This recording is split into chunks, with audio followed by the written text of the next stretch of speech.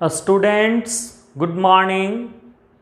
Today I am going to explain the central idea and main theme of the poem Keeping Quiet, third poem from Flamingo. Very important poem, Keeping Quiet, class 12th के लिए।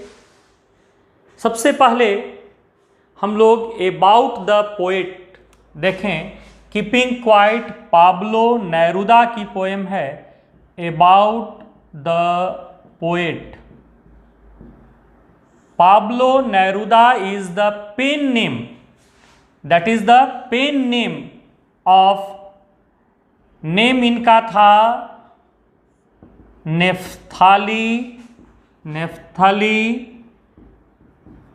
रिकार्डो Reis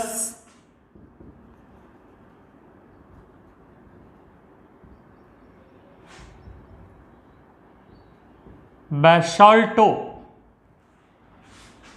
pen name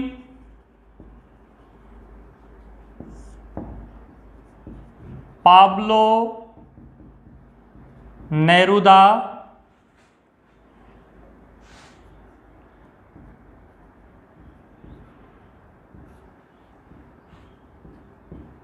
Born in 1904, died in 1973.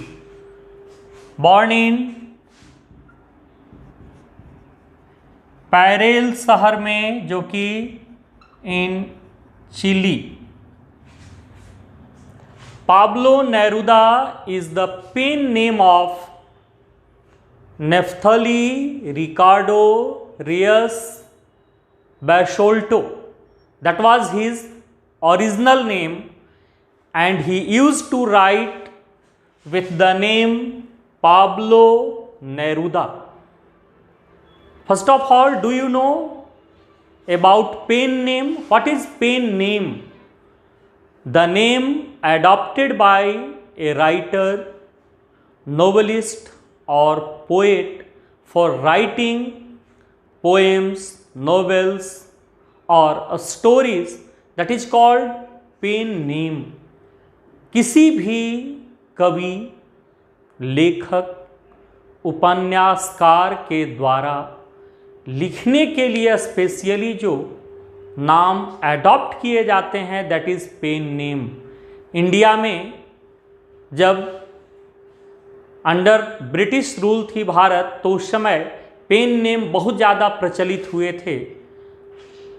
जैसे जब साहित्य सम्राट मुंशी प्रेमचंद के रचनाओं को ban किया जाने लगा था, जैसे उनके सोजे वतन को जो देशभक्ति पर थी, तो उन्होंने कलम के सिपाही नाम से लिखना शुरू किया।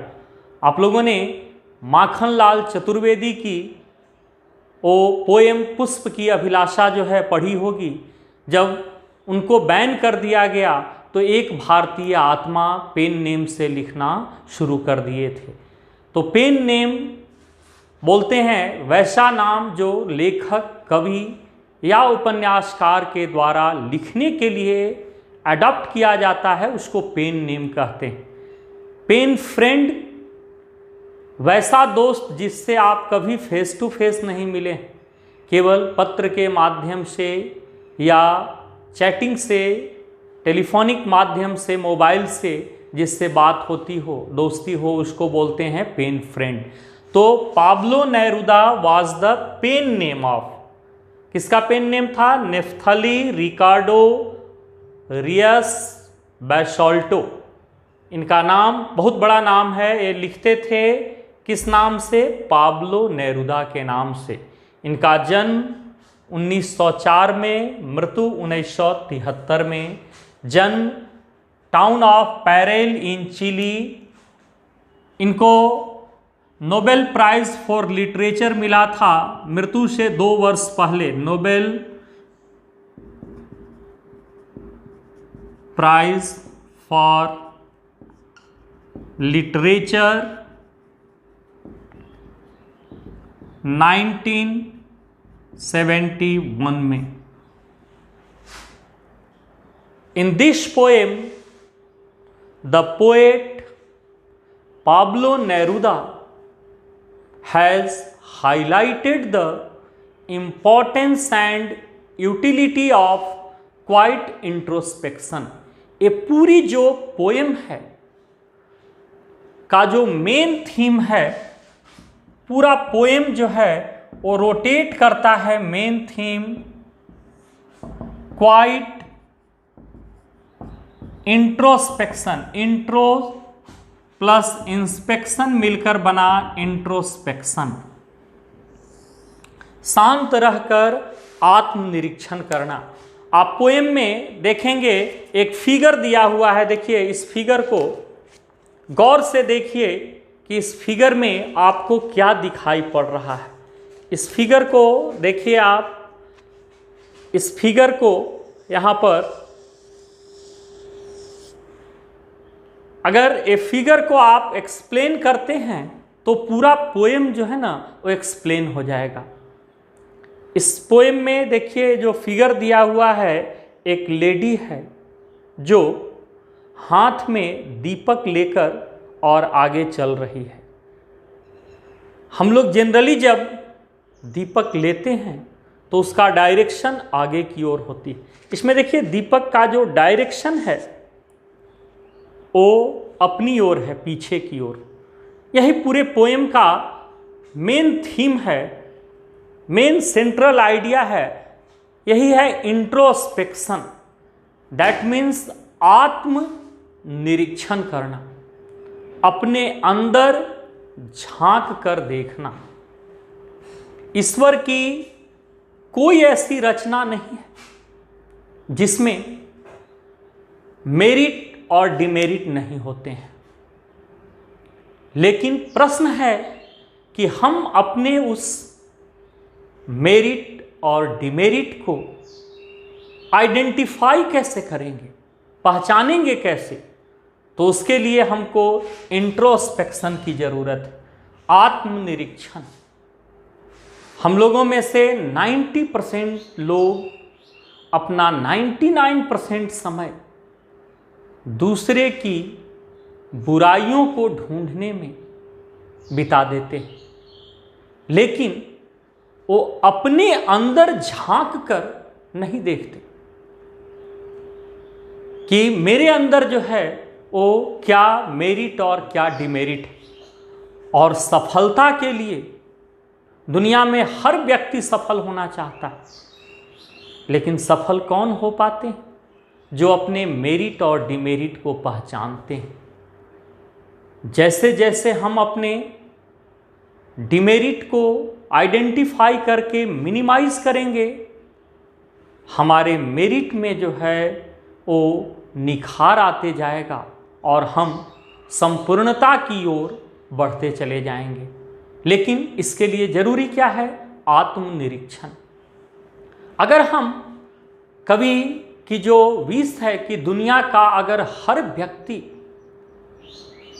इंट्रोस्पेक्शन आत्मनिरीक्षण करने लगे तो दुनिया से हर बुराइयां मिट जाएंगी। बताइए कि क्या जो गोली बनाते हैं उस पर वो मरने वाले का नाम अंकित करते हैं, किस गोली से किसकी मृत्यु होगी? अगर वो रियलाइज करें कि यही गोली स्वयं उसकी अपनी जिंदगी, उसके बच्चे, पत्नी और परिवार की जिंदगी भी ले सकती, तो कभी भी दूसरे के लिए मौत की सामग्री नहीं बनाएगा। अगर आप रियलाइज करते हैं कि हमारे पेरेंट्स हमारे लिए कितने सेक्रीफाई करते हैं और हम उनके पैसे का दुरुपयोग कर रहे हैं, अगर ये रियलाइज कीजिए कि अगर आपके बच्चे, अगर कोई आत्मनिरीक्षण करे कि मेरा बच्चा अगर ऐसा करता तो हाउ वुड आई फील, मैं कैसा महसूस करता, तो आप जिसके साथ कर रहे हैं उनको भी वैसा ही फील होगा। तो आपके कदम कभी भी गलत रास्ते पर नहीं जा सकते। पोएम में एक जगह थिंग टू डू में लिखा हुआ है कि आप एक शांत कॉर्नर चुनिए और 5 मिनट तक फिजिकली और मेंटली दोनों जो है वो शांत हो जाइए। देखिए, कहना बहुत आसान है, फिजिकली तो हम शांत हो सकते, लेकिन मेंटली जो है वो शांत होना बहुत मुश्किल होता है। तो अगर आप 5 मिनट तक, इसके लिए बहुत प्रैक्टिस की ज़रूरत है, अगर फिजिकली और मेंटली शांत होइए आप, तो क्या आप देखते हैं कि आपके अंदर कौन सा ट्रांसफॉर्मेशन आती है, आपके फीलिंग में आप कैसा महसूस करते हैं। तो देखिए, जब व्यक्ति फिजिकली और मेंटली दोनों शांत होता है तो उसी समय वह अपने अंतरात्मा की आवाज़ को, voice of conscious, inner voice जिसको कहते हैं, व्यक्ति सुनता है। और जो व्यक्ति अगर अपने अंतरात्मा की आवाज़ को सुन ले तो कभी गलत नहीं हो सकता है। लेकिन उस अंतरात्मा की आवाज़ को सुनने के लिए हमको इंट्रोस्पेक्शन की ज़रूरत है। तो in this poem the poet Pablo Neruda has highlighted the importance and utility of quiet introspection।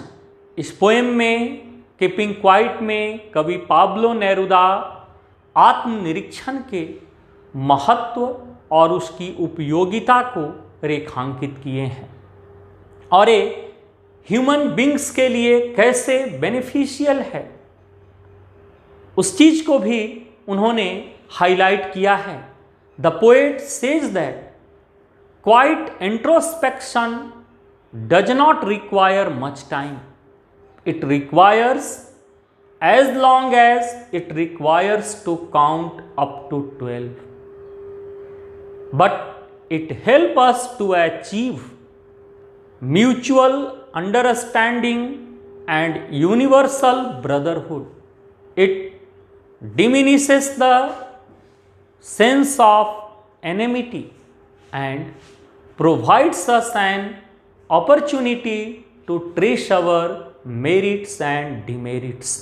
कवि कहता है कि आत्मनिरीक्षण करने में अधिक समय की जरूरत नहीं होती।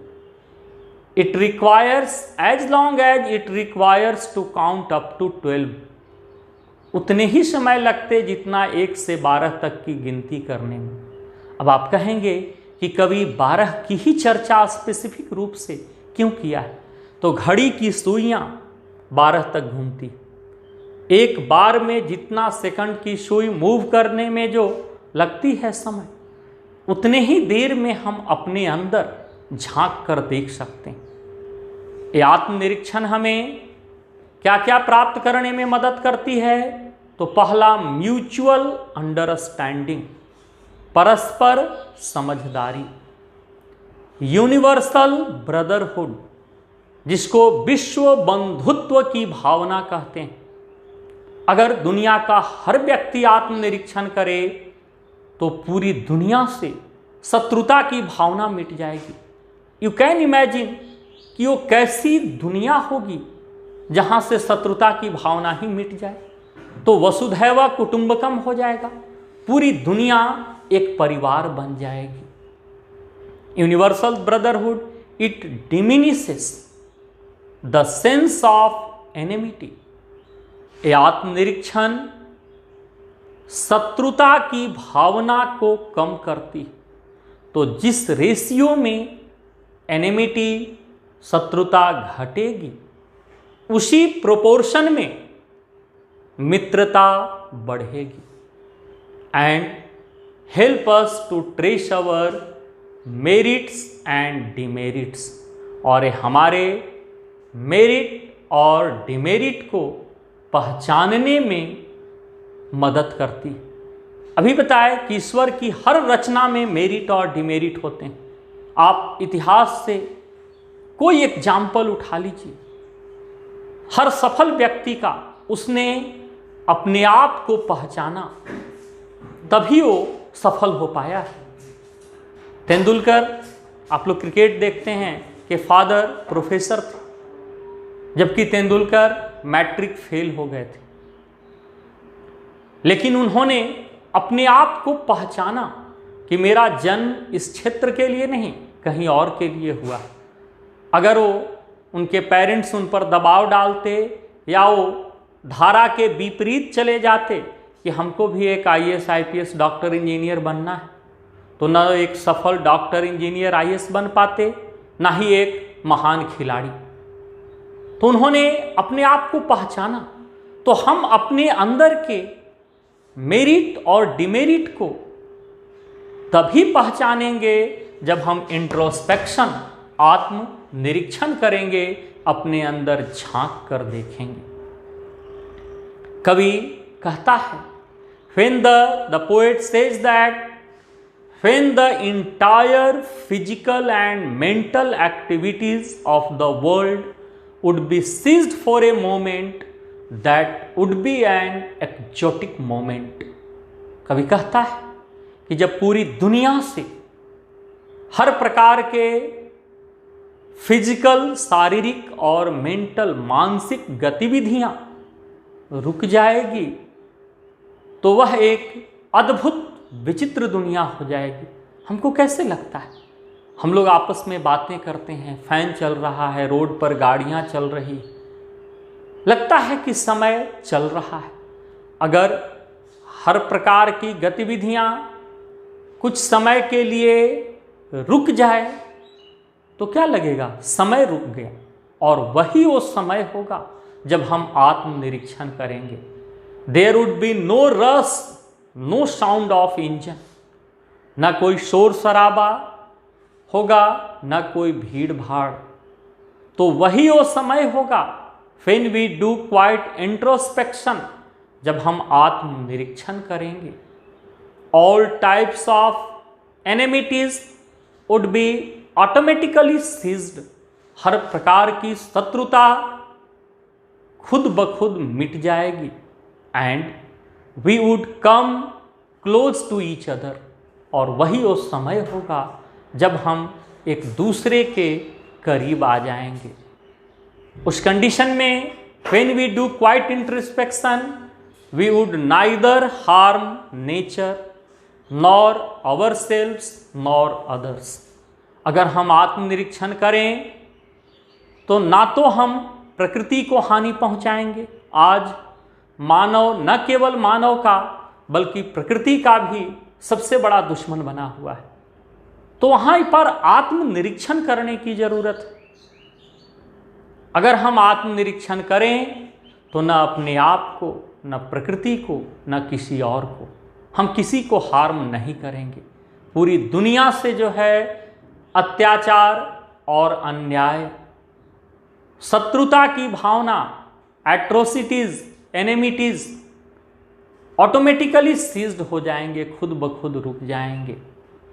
The poet says that in this war prone world we have to do quiet introspection to avoid such type of wars। कवि कहता है कि आज ये जो दुनिया है, हम लोगों के अंदर रेस्टलेसनेस की स्थिति आ गई है, बेचैनी की स्थिति। ये दुनिया युद्धोन्मुख हो गई है।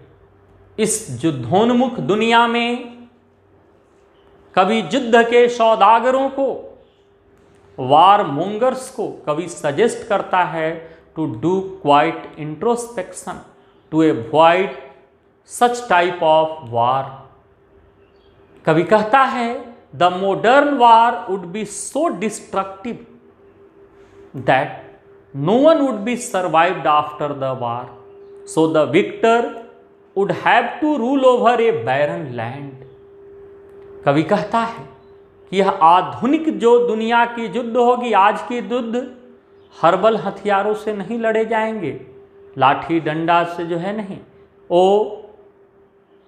बायोलॉजिकल वीपन्स होंगे, एटॉमिक वीपन्स होंगे, परमाणविक युद्ध होंगे, न्यूक्लियर जो है बम के प्रयोग होंगे।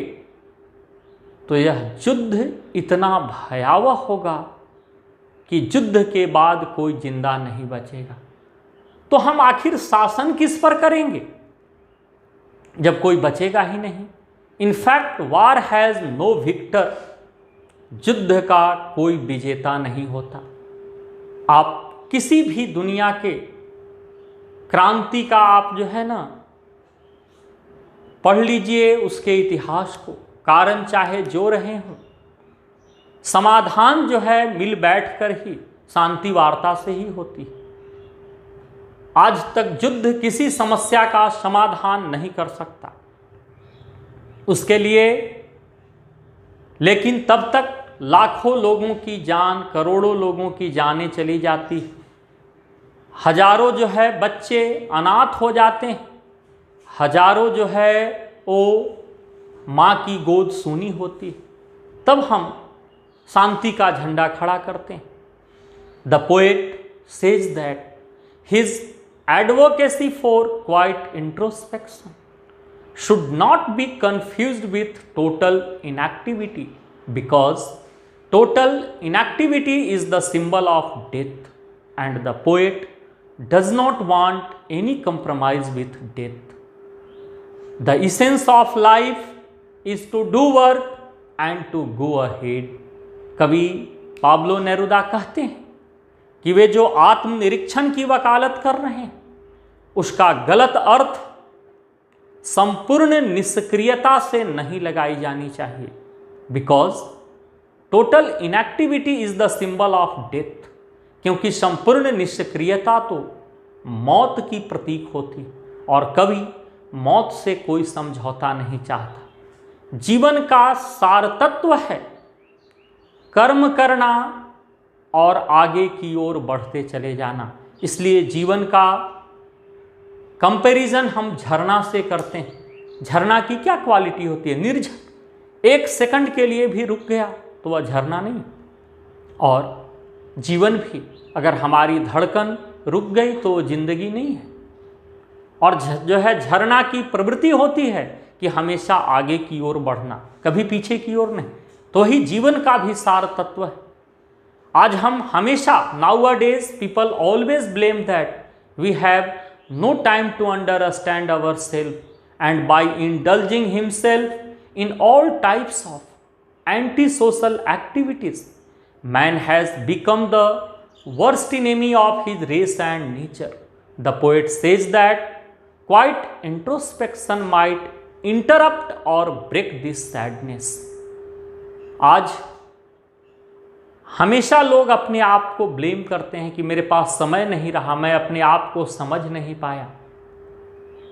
अगर समझ पाता तो ये दुर्गति नहीं होती। कवि कहता है कि आत्मनिरीक्षण हमारी इस उदासी को मिटा सकता है। The poet gives the example of the earth to prove that there can be life under apparent stillness. During autumn season, the earth seems dead or lifeless, but it is her time of introspection. As soon as a spring season comes, it comes into life. New leaves and flowers filled with fragrance enhance the beauty of the earth and nature. Similarly, quiet introspection brings perfection in life.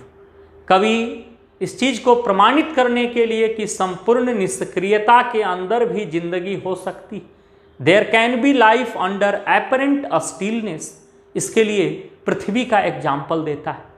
जैसे जब पतझड़ की मौसम आती तो प्रकृति बेजान हो जाती, मृत प्राय हो जाती, लेकिन वो प्रकृति की मौत नहीं है। वही वो समय है जब प्रकृति आत्मनिरीक्षण करती और ज्यों ही वसंत ऋतु का आगमन होती, हर पेड़ पर नए पत्ते लगते हैं, फूल खिलते हैं जो खुशबू से भरे होते हैं और प्रकृति की सुंदरता को और बढ़ा देते हैं। मानो उतने देर तक पृथ्वी मेकअप रूम में जो है ना प्रकृति चली जाती है और जब साजो श्रृंगार के साथ निकलती है तो उसकी सुंदरता और बढ़ जाती है।